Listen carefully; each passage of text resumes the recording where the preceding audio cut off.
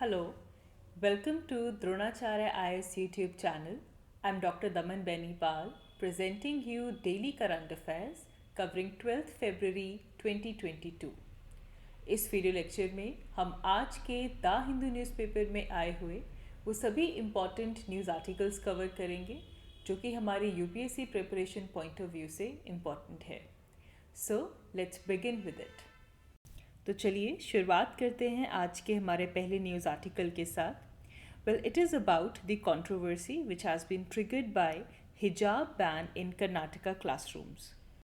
इस पूरे इशू को लेकर कर्नाटका गवर्नमेंट कॉलेज के दो स्टूडेंट्स ने पिटिशन फाइल की है in which they have questioned the interim order which has been passed by the Karnataka high court. Well, इस पूरे इशू को लेकर कर्नाटका गवर्नमेंट कॉलेज के दो स्टूडेंट्स ने पिटिशन फाइल की है जिसमें उन्होंने कर्नाटका हाई कोर्ट का जो इंटरिम ऑर्डर है उसे क्वेश्चन किया है. वेल, कर्नाटका का जो इंटरिम ऑर्डर है दैट इज़ कि कोई भी स्टूडेंट कुछ भी ऐसा वेयर नहीं करेगा जिससे उनकी जो रिलीजियस आइडेंटिटी है वो डिस्क्लोज हो सके. नाउ इसे लेकर क्वेश्चन ये उठ रहा है कि जो ऐसा ऑर्डर जो कि हाई कोर्ट ने पास किया है, is it the suspension of the fundamental rights of the citizen under article 15, 19, 21, 25 of the constitution. And इसको लेकर ये भी कहा जा रहा है कि ये जो डिसीजन दिया गया है कि कोई भी अपना ऐसा कुछ भी वेयर नहीं करेगा जिससे कि रिलीजियस आइडेंटिटी डिस्क्लोज हो, तो इसके जो रैमिफिकेशंस हैं वो सिर्फ और सिर्फ मुस्लिम वेमेन तक नहीं रहते, दोज हू आर वेयरिंग हिजाब. इसके और भी जो रिलीजियस फेथ हैं वहाँ तक इसका जो इफेक्ट है वो पहुँचता है. Let's say for example Sikhs they wear turban. तो जो ऐसा ऑर्डर है this will amount to complete suspension of article 25. Article 25 is basically right to our religious freedom. इसे लेकर सुप्रीम कोर्ट ने ये कहा है that they will protect the constitutional rights of the petitioner and जब अप्रोप्रिएट टाइम होगा उस time पे सुप्रीम कोर्ट इस पूरे इशू के अंदर इंटरवीन करेगा. और साथ ही में सुप्रीम कोर्ट ने कॉशन भी किया कि जो पूरी की पूरी कंट्रोवर्सी जो ट्रिगर हुई है विद द हिजाब बैन इन कर्नाटका क्लासरूम, इसे नेशनल लेवल तक ट्रिगर ना किया जाए, स्प्रेड ना किया जाए. इसको लेकर भी कॉशन सुप्रीम कोर्ट ने दिया है. नाउ लेट्स अंडरस्टैंड हमारे कॉन्स्टिट्यूशन के अकॉर्डिंगली हमारे जो रिलीजियस फ्रीडम है वो किस तरह प्रोटेक्टेड है. नाउ यहाँ पे इम्पॉर्टेंट है आर्टिकल 25.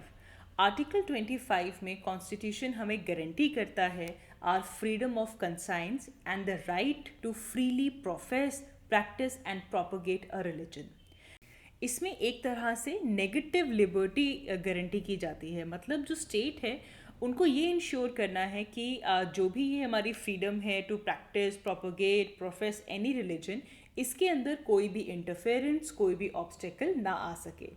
लेकिन यहाँ पे जिस तरह बाकी फंडामेंटल राइट्स भी हैं उन सबको स्टेट कैन रिस्ट्रिक्ट, स्टेट उनको रिस्ट्रिक्ट कर सकता है on the grounds of public order, decency, morality, health, और अगर और कोई स्टेट इंटरेस्ट है तो उसके बेसिस पे रिस्ट्रिक्शंस यहाँ पे आ सकती हैं. ना आर्टिकल 25 की पावर को समझते हैं. यहाँ पे सबसे पहले कहा गया है फ्रीडम ऑफ कंसाइंस. इसका मतलब वी हैव इनफ फ्रीडम. एक इंडिविजुअल के पास फ्रीडम है to mould his or her relation with God or creature in whatever way they desire. Similarly we have right to profess. कोई भी अपना जो रिलीजियस बिलीव है, जो फेथ है, उसे ओपनली, फ्रीली डिक्लेयर कर सकता है, प्रोफेस कर सकता है. We have right to practice. जो रिलीजियस वर्कशिप्स हैं, रिचुअल्स हैं, सेरेमनीज़ हैं, बिलीव्स हैं, आइडियाज़ हैं, उन सब को हम we can perform. We have right to practice or religious faith and beliefs. And then we have right to propagate as well, which is transmission और dissemination of one religious belief to other. हम अपना जो religion है, उसके जो beliefs हैं, उसको propagate कर सकते हैं, ट्रांसमिशन उसकी कर सकते हैं. Now coming down to essential religious practices. Now over the year supreme court ने इवॉल्व कर लिया है एंड डिटरमाइन कर लिया है कि वो कौन कौन से रिलीजियस प्रैक्टिसेस हैं जिनको कॉन्स्टिट्यूशनली प्रोटेक्ट करना चाहिए और वो कौन से हैं जिनको इग्नोर किया जा सकता है. अगर हम 1954 का केस देखें, सुप्रीम कोर्ट ने शिरूर मुट केस में रिलीजन जो टर्म थी इसमें कहा कि it will cover all the ritual and practices integral to religion. तो बेसिकली इसमें ये डिटरमाइन किया जाएगा कि एक रिलीजन में इंटेग्रल क्या है. मतलब यहाँ से निकलता है एसेंशियल रिलीजियस प्रैक्टिसेस. वो प्रैक्टिसेस जो कि इंटेग्रल हैं उन्हें कहा जाएगा एसेंशियल रिलीजियस प्रैक्टिसेस. ना ये जो व्यू है जिसके अंदर जुडिशरी डिटरमाइन करेगी कि वो कौन कौन सी रिलीजियस प्रैक्टिसेस हैं जो कि एसेंशियल है, इसे बहुत बार क्रिटिसाइज भी किया गया है by some legal expert. It says that कि यहाँ से जो कोर्ट है it is dwelling itself in the theological spaces. And इसे लेकर ये भी कहा जाता है कि रादर कोर्ट को प्रोहिबिट करना चाहिए रिलीजियस प्रैक्टिसेस को for public order, rather than to determine कि वो कौन से प्रैक्टिसेस हैं जो कि एसेंशियल हैं, किन को प्रोटेक्ट करना चाहिए। तो इसको लेकर ही क्रिटिसिज्म भी आता है। हमारे पास बहुत सारे ऐसे इंस्टेंसेस हैं जिसके अंदर कोर्ट ने इस टेस्ट को अप्लाई किया to keep certain practices out. Like for example 2004 में आनंद मर्गा सेक्ट के लिए सुप्रीम कोर्ट ने ये रूलिंग दी कि they had no fundamental right to perform Tandav, a dance in the public street. तो बेसिकली उन्होंने कहा कि ये जो परफॉर्मेंस का जो ट्रेडिशन है, this is not an essential religious practice of this sect. And इसके अलावा हमारे पास ऐसे भी एग्जाम्पल्स हैं जहाँ पे कोर्ट ने इस टेस्ट को इंडिविजुअल फ्रीडम्स पे भी अप्लाई किया है। ना फॉर एग्जाम्पल इंडियन एयरफोर्स के अंदर अगर कोई मुस्लिम एयरमैन है and they are keeping the beard, तो उनको डिस्चार्ज किया जाए, ये जो चीज़ है इसे सुप्रीम कोर्ट ने अप्रूव किया। And even armed force regulation act 1964 it prohibits the growth of hair by armed force personnel except for the personnel whose religion prohibits the cutting of hair and shaving of face। तो ये armed force regulations कहती हैं 1964 की। But court essentially held that keeping beard was not an essential part of Islamic practices, और इसको लेकर they upheld the discharge of a Muslim airman from Indian air force because he was keeping beard. तो इसको लेकर supreme court जो courts हैं वो कौन सी असेंशियल रिलीजियस प्रैक्टिसेस हैं, इसको लेकर कम्युनिटी और इंडिविजुअल्स को लेकर वी हैव इंस्टेंसेस जहाँ पे सुप्रीम कोर्ट ने डिसीजंस लिए हैं। Now coming down to the issue of hijab, now let's see कि अभी तक क्या कोर्ट्स ने हिजाब को लेकर क्या क्या रूलिंग्स दी हैं। नाउ यहाँ पे हम केरला हाई कोर्ट को अगर फॉर एग्जांपल लें तो वहाँ पे दो हमारे पास मेजर रूलिंग्स आती हैं विच वो about right of Muslim women to dress according to the tenets of Islam. तो 2015 में all India pre medical entrance exam जो होता है उसके लिए ड्रेस कोड की प्रिस्क्रिप्शन आती है जिसे केरला हाई कोर्ट के अंदर चैलेंज किया जाता है। इस ड्रेस कोड प्रिस्क्रिप्शन में ये कहा गया बेसिकली ताकि एग्ज़ाम के अंदर अनफेयर मेथड्स के साथ एग्ज़ाम कंडक्ट ना हो, इसे लेकर कहा गया कि जो कैंडिडेट्स हैं वो लाइट कलर क्लोथ्स पहनेंगे, हाफ स्लीव्स पहनेंगे, they will not have big buttons, बड़े बड़े ब्रोचेस या बैजेस नहीं होने चाहिए, they should wear salwar and trouser and they should come in slippers not in shoes. तो ये कुछ ड्रेस कोड आया था for all India pre medical entrance. And इसे लेकर केरला हाई कोर्ट ने डायरेक्ट किया कि CBSE ने इन मेजर्स को रखा है ताकि अनफेयर मेथड्स यूज़ ना हो सके। those students who will be wearing dress according to their religious customs, उनके लिए एडिशनल मेजर्स होने चाहिए चेकिंग के। तो वो स्टूडेंट्स जो कि अपने रिलीजियस कस्टम्स के हिसाब से ड्रेस होकर आएंगे उनके लिए एडिशनल चेकिंग के मेजर्स बनाने चाहिए। इसके अलावा 2016 में अमना बिन बशीर वर्सेस CBSE आता है अगैन केरला हाई कोर्ट में। तो इस इशू को और क्लोजली एग्जामिन किया जाता है। तो इसमें कोर्ट ने ये कहा कि ये जो प्रैक्टिस है जिसके अंदर हिजाब पहना जाता है, this is an essential religious practice and it does not quash any CBSE rule. तो इसके लिए केरला ने हिजाब को कहा कि ये एसेंशियल रिलीजियस प्रैक्टिस है और इससे किसी तरह से भी CBSE का जो ड्रेस कोड था वो वायलेट नहीं होता है। एंड इसके बाद कोर्ट ने फिर से यही कहा कि आपको एडिशनल मेजर्स और एडिशनल सेफगार्ड्स लेकर आने चाहिए जिससे वो स्टूडेंट्स जो कि अपने रिलीजियस टेनेट्स के हिसाब से ड्रेसअप हो रहे हैं आप उनकी चेकिंग अच्छे से कीजिए। फिर इसके अलावा एक और हमारे पास केस आता है जिसके अंदर स्कूल की यूनिफॉर्म को लेकर क्वेश्चन किया गया एंड इसमें एक और बेंच ने डिफरेंटली एक्ट किया। This case was basically Fatima Tasneem versus state of Kerala. And इस केस में केरला हाई कोर्ट ने ये कहा कि ये जो इंस्टीट्यूशन है इसके कलेक्टिव राइट्स हैं एंड इंस्टीट्यूशन को प्राइमेसी दी जाएगी as compared to the individual rights of the petitioner. तो बिल्कुल जो पहले अभी तक Kerala high court in the favour of religious customs की जो बात कर रहा था, इस केस में बिल्कुल इसके ऑपोजिट कहा गया कि जो इंस्टीट्यूशन के जो राइट्स हैं उनको हमें प्राइमेसी देनी पड़ेगी as compared to the individual rights over है। आगे बढ़ते हैं। हमारा next news article India Australia free trade agreement के बारे में है। इसे लेकर एक इंटरिम ट्रेड एग्रीमेंट बनाया गया एंड ये जो एग्रीमेंट है this is going to be a win win document for both the sides. इसमें वो सारे आइटम्स को इंक्लूड नहीं किया जाएगा जो कि किसी कंट्री के लिए सेंसिटिव है। सो इसके अंदर वो आइटम्स डाली जाएंगी, वो चीज़ें डाली जाएंगी जो कि दोनों ही कंट्रीज़ के लिए विन विन पे आती हैं। लाइक फॉर इंडिया हम अगर डेयरी की बात करें, वीट, बीफ, ये कुछ सेंसिटिव इश्यूज थे तो इनको यहाँ पे इंक्लूड नहीं किया गया। सिमिलरली ऑस्ट्रेलिया के भी जो सेंसिटिव इश्यूज थे उनको यहाँ पे इंक्लूड नहीं किया गया है और एक विन विन सिचुएशन के अंदर इंडिया और ऑस्ट्रेलिया का ये जो ट्रेड एग्रीमेंट है इसे फ्रेम किया जा रहा है। Now, दोनों ही sides, India और Australia, they are going to sign, a comprehensive free trade agreement, CECA, and उन्होंने कहा कि ये जो interim agreement है, this is basically an early harvest deal, which is aimed to boost the bilateral trade before the completion of negotiations on the CECA, Comprehensive Free Trade Agreement.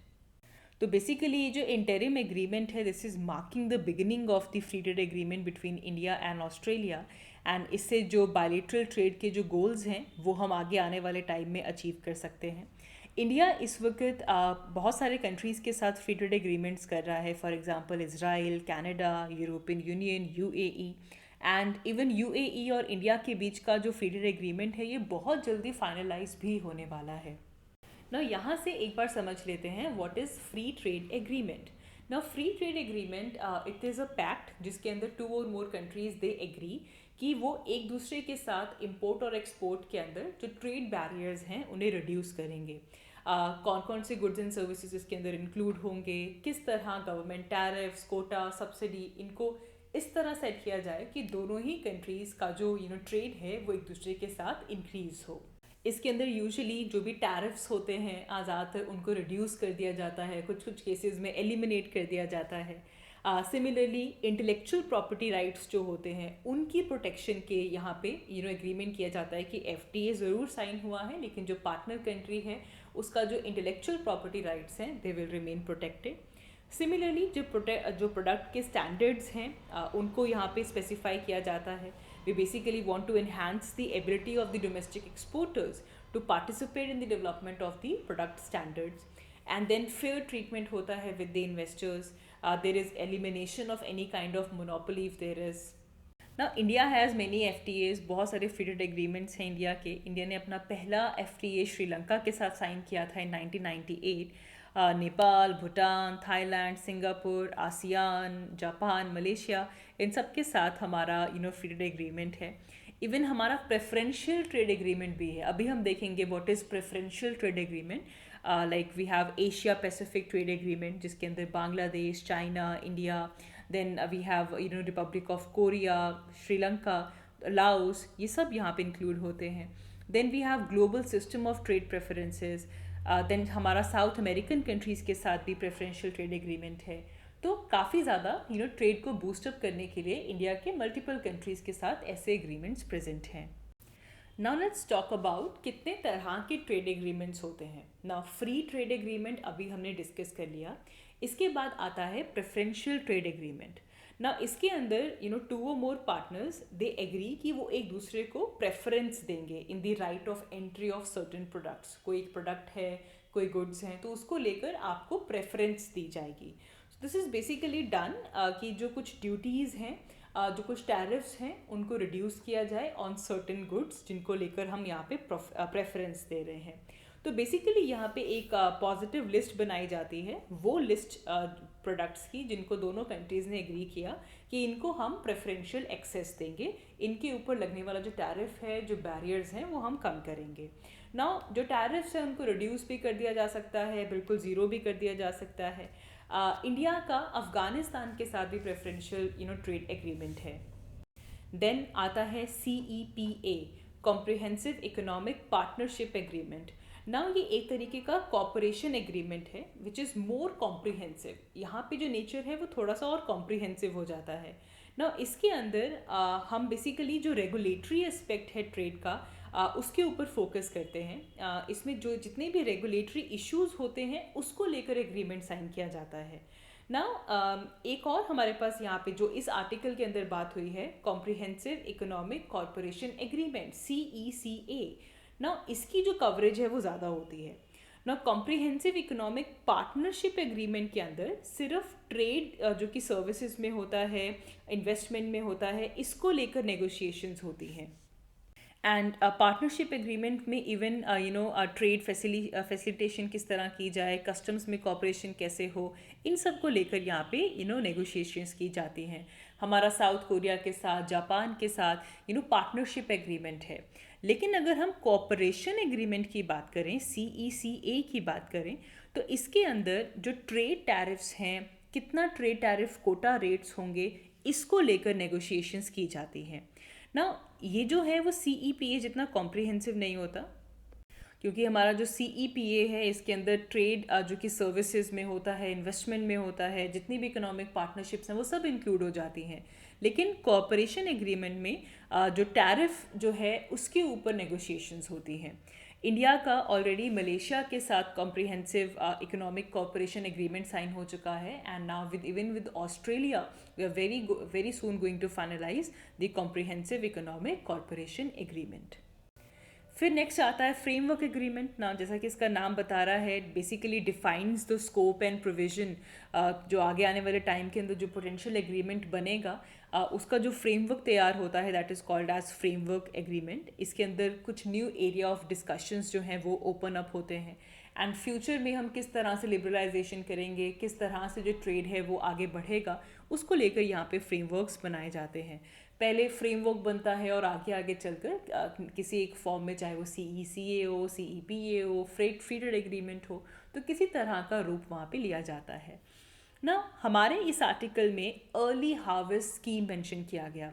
ना what is early harvest scheme? It is basically a precursor, चाहे वो free trade agreement हो, comprehensive economic corporation agreement हो, partnership agreement हो, कुछ भी हो, उसका जो प्रीकर्सर होता है that is early harvest scheme. तो बेसिकली पहले अर्ली हार्वेस्ट स्कीम को रोल आउट किया जाता है, जिसके अंदर जो कंट्रीज़ हैं वो जो प्रोडक्ट्स हैं उनको आइडेंटिफाई करती हैं, जिनको लेकर जो टैरिफ की लिबरलाइजेशन है वो होनी होती है। तो जिस तरह अभी इस आर्टिकल में कहा गया कि वो सारे प्रोडक्ट्स को इंक्लूड नहीं किया जाएगा जो कि दोनों कंट्रीज़ के लिए सेंसिटिव हैं, तो अर्ली हार्वेस्ट स्कीम बेसिकली यहाँ पे रोल आउट की गई है। तो इससे जो एंगेजमेंट है दो कंट्रीज़ के बीच में वो इंक्रीज़ होती है, एक कॉन्फिडेंस बिल्डिंग होती है, एक कंसेंसस यहाँ पे मीट होता है, जिसके बाद किसी एक तरह का एग्रीमेंट साइन होता है। आगे बढ़ते हैं। हमारा next news article index of industrial production IIP के बारे में है। इस इंडेक्स ने ये शो किया कि इंडिया की जो इंडस्ट्रियल रिकवरी है ये दिसंबर मंथ में बहुत ज़्यादा स्लो डाउन हुई, और जो हमारी आउटपुट थी दिसंबर मंथ में दैट वाज जस्ट 0.4%, एंड जो मैन्युफैक्चरिंग एक्टिविटी है that has also contracted by 0.1%, and these values are given by the index of industrial production. ना इसमें कुछ बातें जो हाइलाइट्स और हुई, जैसे कि हमारी जो इलेक्ट्रिसिटी आउटपुट थी इट ग्रू बाय 2.8%, और जो माइनिंग एक्टिविटी है it has also grew by 2.6%। And हमारा जो इंडेक्स ऑफ इंडस्ट्रियल प्रोडक्शन का जो डाटा है इसने ये भी शो किया कि जो हमारे कैपिटल गुड आउटपुट जो है that has reduced. December month में ये 4.6% रह गई थी, लेकिन जो हमारे कंज्यूमर ड्यूरेबल्स हैं या फिर नॉन ड्यूरेबल्स हैं दे हैव ऑल्सो श्रिंक। अगर हम कंज्यूमर ड्यूरेबल्स की बात करें तो वो रिड्यूस किए बाय 2.7%, और अगर हम नॉन ड्यूरेबल्स की बात करें तो वो रिड्यूस होते हैं बाय 0.6%। इससे पहले भी जब हमने कंज्यूमर ड्यूरेबल्स की बात की थी तो लास्ट टाइम भी ये रिड्यूस किए थे, and it has been 4 straight months जिसमें हमारे जो कंज्यूमर ड्यूरेबल्स हैं वो रिड्यूस हुए हैं। Now let's understand what is index of industrial production. ना ये बेसिकली एक इंडिकेटर है जिससे हमारे जो इंडस्ट्रियल प्रोडक्ट्स हैं इनकी प्रोडक्शन में, इनकी वॉल्यूम ऑफ प्रोडक्शन में जो चेंजेस आते हैं उनको यहाँ पे मेजर किया जाता है। तो हमारे कंट्री में जो हमारी वॉल्यूम जो है इंडस्ट्रियल प्रोडक्शन की उसको लेकर जो भी चेंजेस आते हैं that is reflected by index of industrial production as the name states. Now it is very important for prelims point of view to know कि इस इंडेक्स को कौन कंपाइल करता है, कौन पब्लिश करता है। तो याद रखिएगा it is done by national statistical office NSO under ministry of statistics and programme implementation. Now it is a composite index. इसके अंदर इंडस्ट्री ग्रुप्स को क्लासीफाई किया जाता है into broad sector and use based sector. जैसे अभी हमने broad sectors की बात की, माइनिंग, मैन्युफैक्चरिंग, इलेक्ट्रिसिटी, ये ब्रॉड सेक्टर्स हैं. Then we have some use based sector जिसमें basic goods, capital goods, intermediate goods, इस तरह से इनको क्लासीफाई करके एक कंपोजिट इंडेक्स प्रिपेयर किया जाता है. इंडेक्स ऑफ इंडस्ट्रियल प्रोडक्शन के लिए जो हम बेस ईयर लेकर चलते हैं, जिससे इसको मेजर किया जाता है, that is 2011 and 12. It is very important क्योंकि इसे लेकर हमारी जो मिनिस्ट्री ऑफ फाइनेंस है, आरबीआई है, उनको पता चलता है कि हमारे इंडस्ट्री में कैसे चेंजेस आ रहे हैं, and therefore it helps them for policy making as well. Similarly हमारे पास जीडीपी की जो कैलकुलेशंस होती हैं, जो प्रोजेक्शंस होते हैं, उसके अंदर भी इसका बहुत इंपॉर्टेंट रोल है, because it is reflecting the changes that is happening in the volume of industrial production.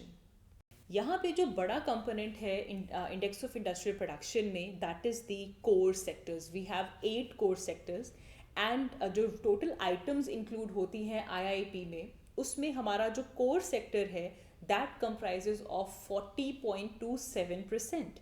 तो it is important to know कि कोर सेक्टर में कौन कौन से एरियाज आते हैं. So it includes refinery products, electricity, steel, coal, crude oil, natural gas, cement and fertilisers. And एक और चीज़ याद रखिएगा प्रीलिम्स पॉइंट ऑफ व्यू से, कि इनका कितना हमारे पास वेटेज है, किस तरह से इन 8 कोर सेक्टर्स का वेटेज आता है आईआईपी में. तो सबसे ज़्यादा है रिफाइनरी प्रोडक्ट्स का, then electricity, steel, coal, crude oil, natural gas, cement and fertilizers. Very important for your prelims point of view. आगे बढ़ते हैं. So this year 2022 Indian Navy is going to host the largest multilateral exercise, which is Milan 2022. Well, इसके अंदर जितने भी major navies हैं, they are going to participate, and altogether 46 countries are going to participate in Milan 2022, जिसके अंदर mainly Quad countries, Russia, west Asia के countries, ये सब यहाँ पे इंक्लूड होते हैं. एंड इम्पॉर्टेंट ये है कि पहली बार USA is invited into this exercise. ना यहाँ पे मिलन एक्सरसाइज को लेकर जो प्रीलिम्स पॉइंट ऑफ व्यू से इंपॉर्टेंट पॉइंट्स हैं उनको याद रखिएगा. So this exercise started in 1995 and this is a biennial multilateral naval exercise. इससे पहले ये पोर्ट ब्लेयर में हुआ करती थी, लेकिन अब इसे शिफ्ट कर दिया गया है टू विशाखापट्टनम. एंड ना इस एक्सरसाइज का जो मेन थीम है, that is to enhance the professional interaction between the friendly foreign navies and to learn the best practices from each other. And इनका इसको लेकर जो area of cooperation रहता है, that is in terms of capacity building, marine domain awareness, training, hydrography, technical assistance, operational exercises. तो किस तरह से foreign navies के साथ cooperation build करना, best practices को learn करना, ये इस पूरे exercise का objective रहता है. आगे बढ़ते हैं. Our next news article is about witch hunting. Well, witch hunting को लेकर उड़ीसा में जो एक्ट है, that is Orissa prevention of witch hunting act 2013. इसे लेकर Orissa state commission for women ने कहा है that they need strict provisions, ताकि जो ब्रांडिंग होती है विक्टिम्स की, that can be treated as a punishable crime in the state.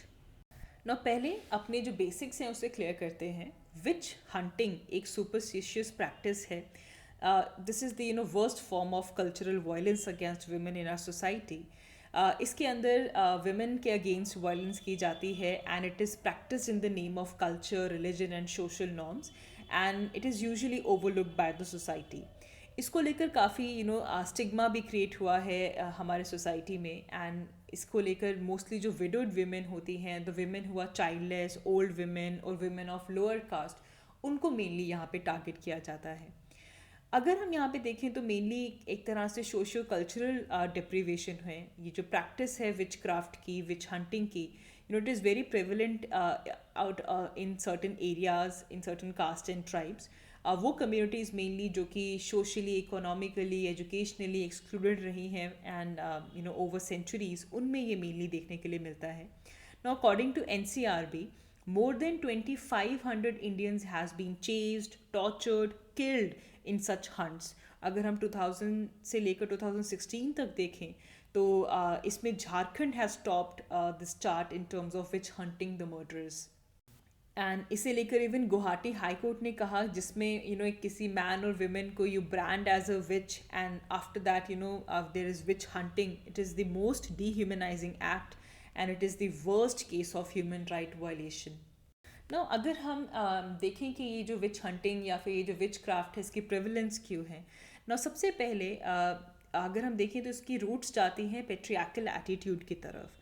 Now, women who dare to protest or to speak against, this social hegemony, they're targeted and उनको हमेशा ऐसे witch कह दिया जाता है, and then they are exploited by the Indian, society. उसके अलावा many times ये भी देखा गया है कि अगर किसी विमेन को विच ब्रांड कर दिया जाता है तो it is used by the land grabbers to deprive the family of their property.